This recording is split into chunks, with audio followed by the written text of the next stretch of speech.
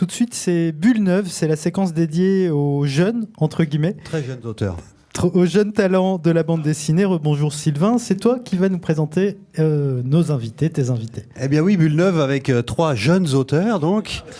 Je vais commencer par la plus jeune, honneur aux dames, Laetitia Corinne, 31 ans demain, si je me souviens bien. Bravo. Voilà. Seulement 4 livres pour le moment, mais déjà, tu as travaillé aussi pour la presse, l'illustration, un certain nombre d'ateliers, choses comme ça. Toi, à 15 ans, tu as rencontré Jean-Claude Mézières. Oui. Et puis ensuite Florence Sestac, qui t'a présenté aux éditeurs de Albin Michel Bande Dessinée, Albin BD, qui n'existe plus aujourd'hui, on va en reparler un petit peu. Et tu t'es lancé donc dans la bande dessinée d'humour un petit peu trash, avec le livre Le Monde Merveilleux des Vieux. En tout cas, tu as commencé comme ça. Oui. Tu finis, pour l'instant, ton 4e livre, ton dernier album paru chez Dargaud, c'est Fenêtres sur cour d'école. Voilà. Ce qu'on peut dire de ta carrière en résumé. C'est ça. À ta droite, il y a Alfred qui est un tout petit peu moins jeune. Oui, mais ça se voit pas. Ça ne se voit pas. Auteur, musicien, comédien, dessinateur depuis presque toujours. Publié régulièrement depuis une quinzaine d'années, en particulier suite à sa rencontre en 2000 avec le scénariste David Chauvel qui était sur le plateau tout à l'heure, avec qui tu as créé la série Jeunesse Octave. Sont suivis de très nombreux albums, dont les plus connus sont à ce jour Pourquoi j'ai tué Pierre, en collaboration avec Olivier K, chez Delcourt, et qui a été prix du public et essentiel à Angoulême en 2007. Ensuite, Je mourrai pas gibier, que tu as fait seul, mais en adaptation d'un roman de Guillaume Guéraud. Et ensuite, tu as fait Comé Prima, qui était très connu, puisqu'il a été élu Fauve d'Or, donc ce qu'on appelait autrefois meilleur album de l'année. Fauve d'Or l'année dernière, ce qui n'est pas rien. Je ne sais pas où est le trophée aujourd'hui, mais sur ta cheminée, j'imagine, la grande cheminée. J'ai fait construire une cheminée exprès. Voilà. Et donc, jeune auteur aussi, un petit peu moins jeune que les autres, peut-être. Pourquoi ça ? Mais nous sommes au festival, Ça compte double. au festival international de la bande dessinée, à la Cité internationale de la bande dessinée et de l'image. Donc, on se devait d'avoir un plateau international. Je suis l'exotisme à côté de la porte. Voilà, nous avons un auteur belge, David Van der Meulen, qui est bien connu des habitués de la revue dessinée, puisqu'il signe la chronique Savoir pour tous tous les trimestres dans la revue dessinée, une chronique qui est illustrée par Daniel Cazenave, qui doit traîner, qui n'a pas encore râlé, qui n'a pas encore crié. Il bouge plus. Toi, tu as commencé dans les années 90, plutôt à la fin des années 90 avec... non, je suis pas d'accord. Avec les Agrumes Comics. 90. Les années 90. À la fin des années 90, voilà, avec les Agrumes Comics que tu édites d'ailleurs dans ta propre structure d'abord, puis en changeant d'éditeur à chaque fois. Ensuite, tu as collaboré avec le magazine Ferraille, des requins marteaux, pour ensuite commencer une carrière Jade, ouais, de Six Pieds Sous Terre, et ensuite Ferraille. Puis tu as commencé une carrière d'auteur complet, mais surtout de scénariste. Tu as travaillé beaucoup avec Ambre, tu as fait Faust, tu as fait La Passion des Anabaptistes récemment chez Six Pieds Sous Terre, et puis une carrière d'auteur complet, on va dire, avec Fritz Haber que tu signes aux éditions Delcourt. Est-ce que j'ai bon ? Pour le moment, ça va. Pour le moment, ça va. On a oublié juste de dire que c'est Terreur Et Graphique. c'est Terreur Graphique, qui était invité sur ce plateau, d'ailleurs, la dernière émission, qui va s'occuper de faire des dessins. Et qui est torché comme une nulle. Il la ça va rend. être bien.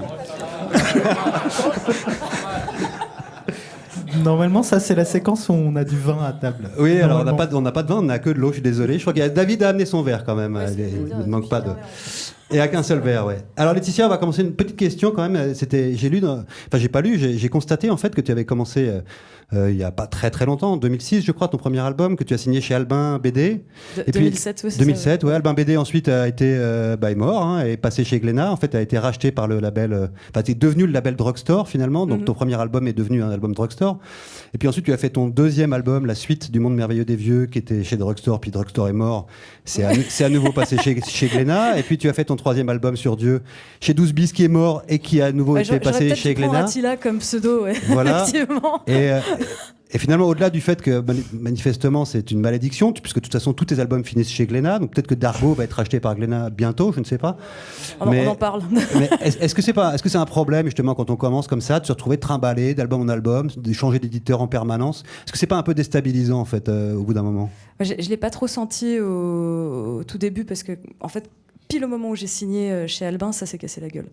Et du coup, non mais c'est c'est terrible. Mais en fait, je travaillais avec Gisèle Dehaene, qui était mon éditrice à l'époque, et qui a été d'ailleurs mon éditrice sur Fenêtre sur cours d'école. Et en fait, on s'est parlé, mais elle savait pas encore à quelle sauce elle allait être bouffée, donc elle savait pas où elle allait, elle savait pas si elle suivait chez Glénat ou pas. Et donc elle m'a suivie malgré tout. Donc j'ai fait mon album avec elle, et après, quand Glénat a racheté Albin Michel, BD, juste la branche oui, BD, oui, Albin Michel BD, mais en fait l'album était déjà fait. Donc ça allait. Puis après, j'en ai fait un deuxième avec eux. Le troisième, ils en ont pas voulu. J'ai été chez Hervé de Singe, qui est toujours, qui n'a pas encore coulé. Et 12 bis, c'était pas prévu. Tout fini chez Glénat, du coup. Donc est-ce que tu vas signer un prochain album chez Glénat directement ou pas du tout? Non. Je sais pas, c'est pas prévu spécialement. J'ai pas envie qu'il se casse la gueule. Il risque de se faire racheter par Glénat. Ouais. Toi, tu as moins de problèmes, Alfred, avec ton éditeur récent, en tout cas celui chez qui tu as fait beaucoup d'albums, parce que c'est Guy Delcourt, qui n'a pas de gros problèmes en ce moment, en tout cas qui n'est pas menacé d'être racheté. Pas entendu parler, non. Non.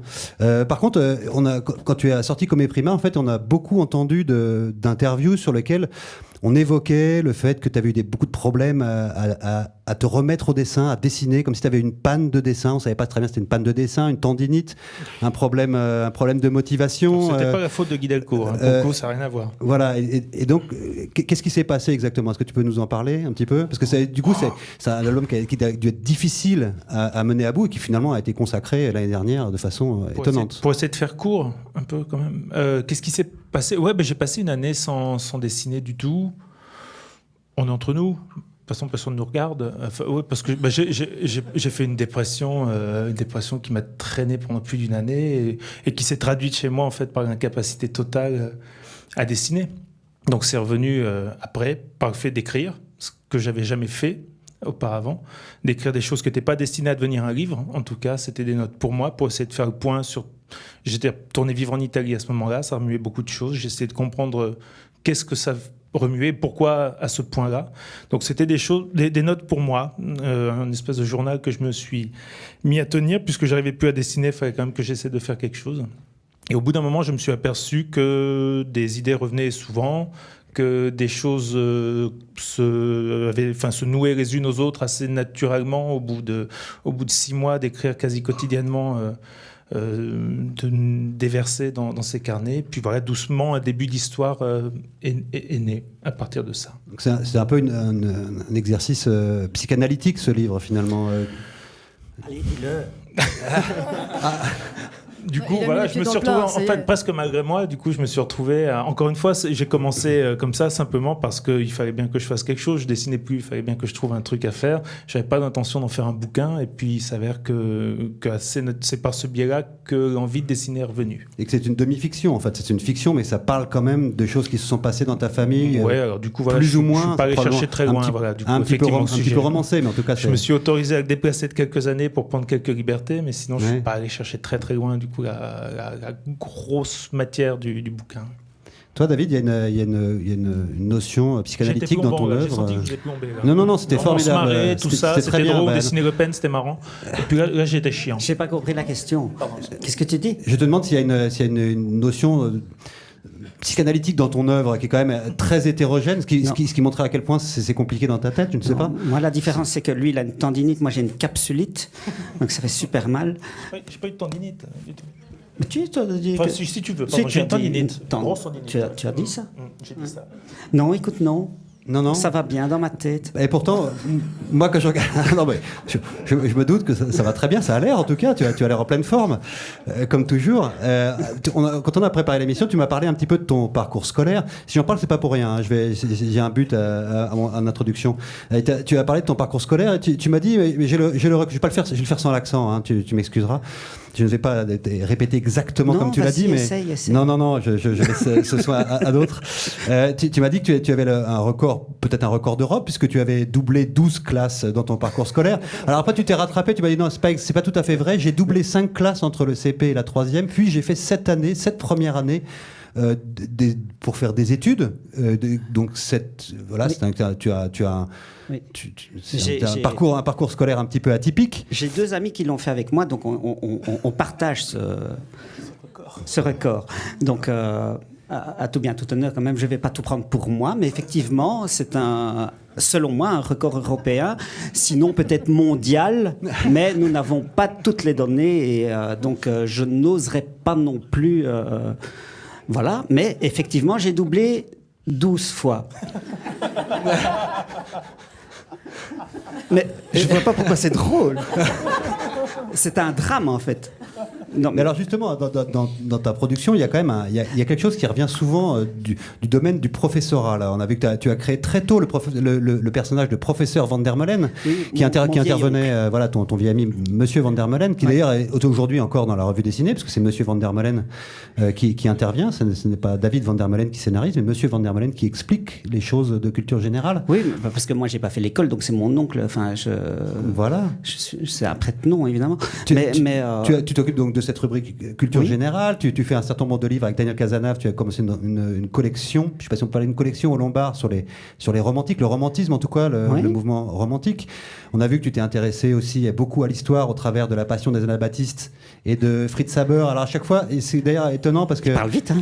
Ouais, on n'a pas beaucoup de temps, mais la Passion des Anabaptistes et Fritz Haber, on a l'impression que tu t'intéresses vraiment à la petite histoire qui est inscrite dans la grande. Est-ce qu'il y a un côté épate dans ce que tu veux, dans cette œuvre en fait? Est-ce que c'est une revanche que tu veux prendre sur l'institution scolaire? Est-ce que tu veux épater les gens et dire regardez, j'ai doublé 12 classes certes, mais je suis très cultivé, ce qui est le cas? Qu'est-ce que c'est exactement? Waouh! Tu peux redire Anabaptiste, s'il te plaît? Tu peux redire Anabaptiste? Sylvain Ricard! Ouais, mais tu sais que tu devrais faire de la télé, mec. Jamais de télévision. Répondez.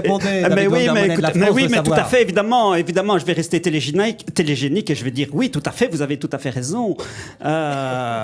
Oui, probablement. Écoutez, mais allez, oui. C'est une magnifique réponse. Oui, il y a un petit peu d'épate, mais ça marche très bien d'ailleurs. Tu passes pour quelqu'un d'extrêmement cultivé, ce que tu es probablement, donc ça fonctionne parfaitement bien. Tu peux t'arrêter maintenant, on sait que tu as bien... Je suis cultivé, oui, très ça je sais cultivé. faire. Ouais. Mais oui, je suis ce qu'on appelle un autodidacte, tu vois, c'est-à-dire... Comme Alfred, c'est ce que m'a dit Alfred mais aussi. je n'ai pas mon diplôme d'automobile, mais je suis autodidacte, donc j'ai tout fait moi-même et j'ai effectivement, sans avoir de cursus scolaire, j'ai quand même essayé d'un petit peu apprendre par moi-même et de faire quand même des phrases qui n'ont pas l'air quand je parle, mais quand j'écris, c'est super bien dit. Voilà. Oui, mais il y a une très belle préface dans la Passion des Anabaptistes. Je fais plaisir à Laetitia qui voulait que je le redise, les Anabaptistes. On ne va pas en parler, mais c'est effectivement très bien écrit. D'ailleurs, tu dis, j'aime bien faire les choses, etc. On discutait et tu disais, moi j'ai recommencé le dessin à la fin des années 90.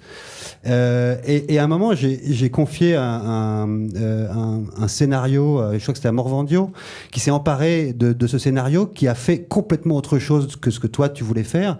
Et tu t'es senti, ce que tu me disais, tu avais l'impression d'être vampirisé à la limite de la dépression, mais que finalement tu as trouvé ça jouissif. Est-ce que tu peux... quelque chose que beaucoup de scénaristes comprennent probablement, mais qui ne savent pas dessiner, et j'en fais partie.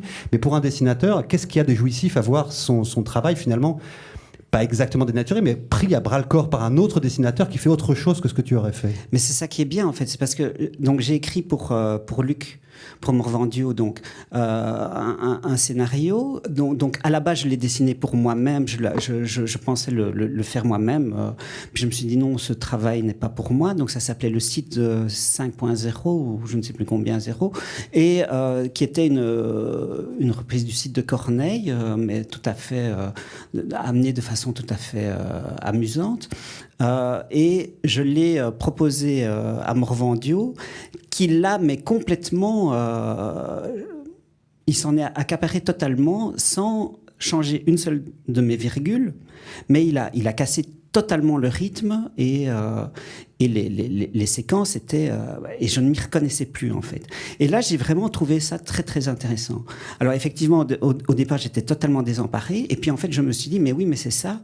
Et je ne me retrouvais plus dans le texte. et dans le travail de bande dessinée. Luc avait complètement fait quelque chose, c'était du Morvandio. Et c'est ça que je trouve intéressant dans le métier de scénariste. C'est quand le dessinateur s'empare totalement et je deviens... mon propre travail me devient totalement exotique et c'est ça qui est... moi, c'est ça que je recherche. C'est vraiment faire un travail pour les autres, un travail d'écriture pour les autres et que finalement, le travail fini, les planches, le livre, c'est plus moi du tout. Et ça, c'est quelque chose de très jouissif et qui me permet de continuer et d'oser continuer à écrire et d'oser encore continuer à faire des livres parce que je fais des livres qui ne sont plus forcément les miens. Voilà, et ça me plaît, voilà, simplement. Et vous, Alfred et Laetitia, vous avez travaillé déjà avec des scénaristes tous les deux, un certain nombre, toi pas beaucoup, Laetitia, mais un petit peu, et en particulier dans des œuvres collectives. Laetitia avec En chemin elle rencontre, le collectif des Ronds dans l'eau. De l'édition Les Ronds dans l'eau. Toi, Alfred, tu en as fait beaucoup. Tu as fait aussi sur des thématiques un petit peu dures chez Delcourt, mais pas que. Tu as fait aussi de la chanson, des choses comme ça. Les œuvres collectives, c'est un truc que vous aimez faire. C'est de l'opportunité. C'est quoi exactement ces œuvres collectives? Moi, je prends ça comme un laboratoire quand on me propose et que j'ai pas le sentiment d'être trop éloigné du sujet.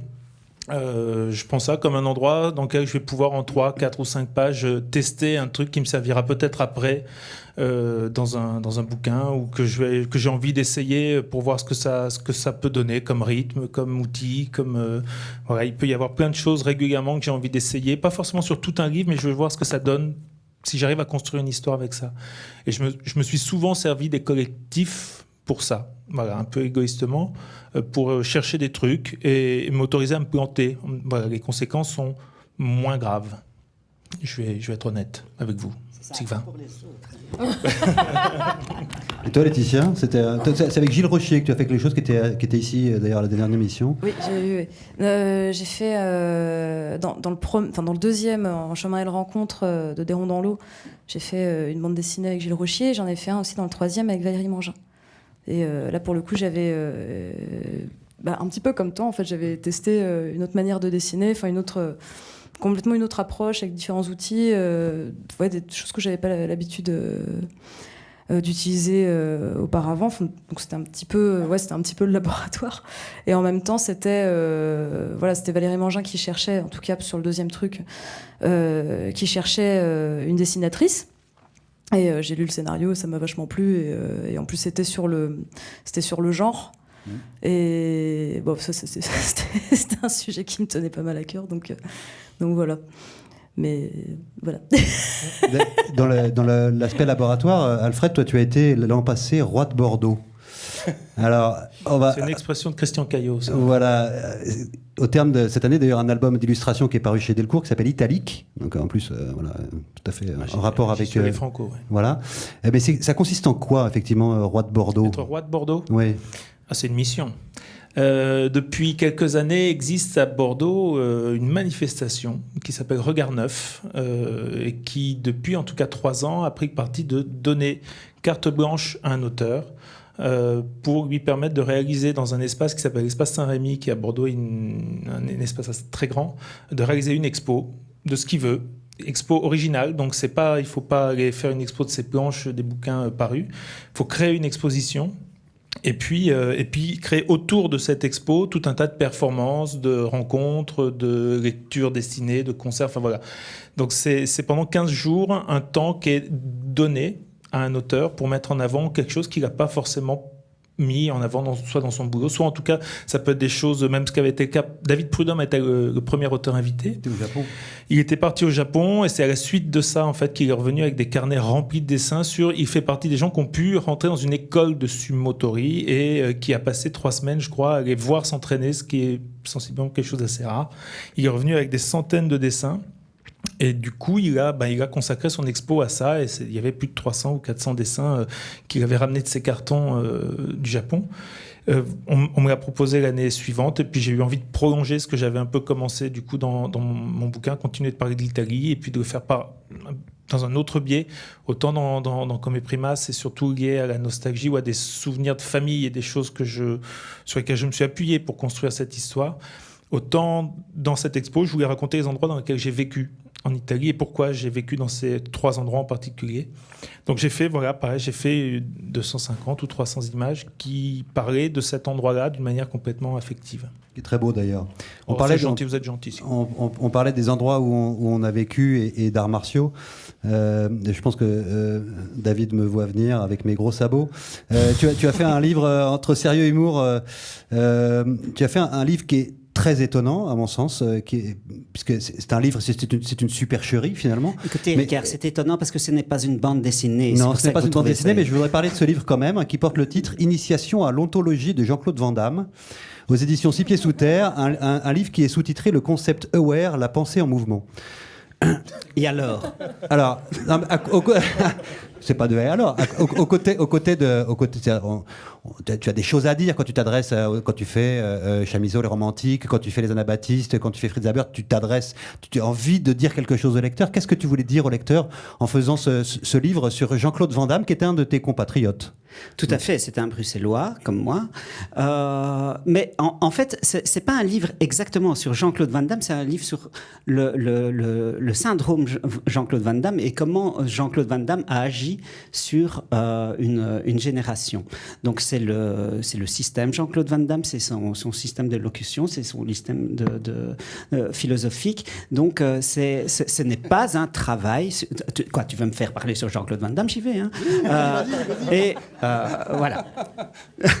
Mais j'aime beaucoup cette histoire, mais aussi ce que tu m'as raconté à un moment. Vas-y, continue.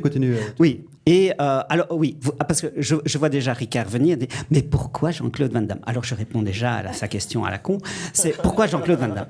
Alors pourquoi Jean-Claude Van Damme? Parce que tous les Bruxellois aime beaucoup Jean-Claude Van Damme parce que d'abord, il est bruxellois, mais il faut savoir que Jean-Claude Van Damme était à la base, il ne s'appelle pas Jean-Claude Van Damme, il s'appelle Jean-Claude Van Warenberg, et ce garçon a commencé comme portier d'une boîte de nuit qui s'appelait Le Classique, qui était une boîte New Wave, post-punk New Wave, une très bonne adresse au début des années 80.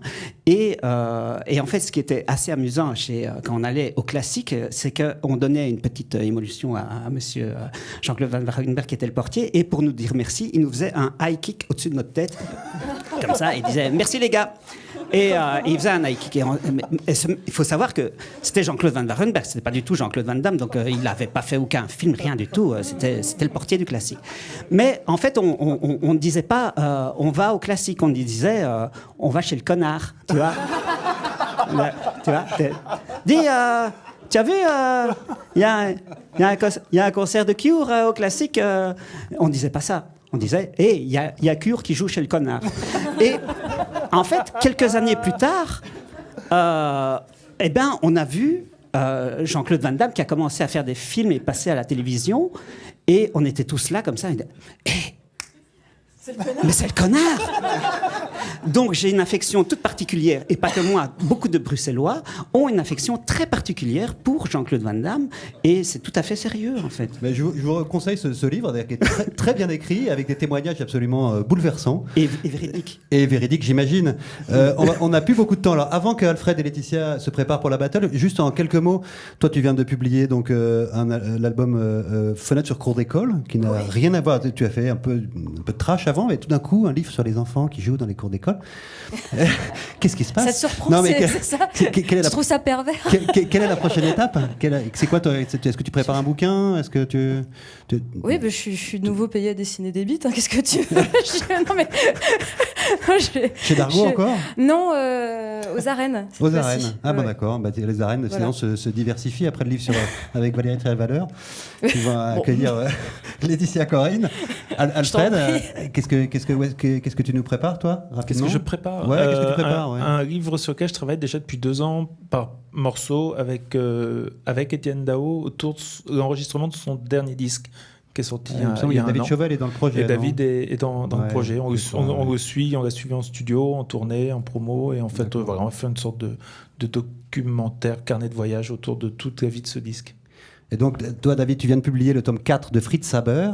Oui, je Chez vais Delcourt. attaquer le tome 5 bientôt. Il y en aura 6, je crois, Il y en tu m'as aura dit. 6, Voilà. ouais. Et le deuxième tome de La Passion des Anabaptistes chez Six Pieds Sous Terre. Très beau livre, Voilà. signé par et là, Laurent on est Ambre. occupé sur le dernier et 3e tome, qui Voilà. va être quelque chose avec Ambre, donc. Et là, tu prépares Six Pieds. des choses toujours avec Daniel Avec Cazenave. Daniel, maintenant, on est bien ancré au Lombard et on continue la saga des Romantica. Donc, on a fait les Chamisso, Shelley, ouais. on a fait Chamisso, les Allemands. Maintenant, on fait un français, on fait une bio de Nerval. Donc là, c'est un très gros livre. On est sur près de 200 et des pages, peut-être même 300, je ne sais plus. Et donc voilà, donc ça c'est... et je travaille aussi chez Fluide Glacial depuis quelques temps, depuis 2 ans. Je fais des planches chez Fluide avec aussi mon comparse oncle Gilbert.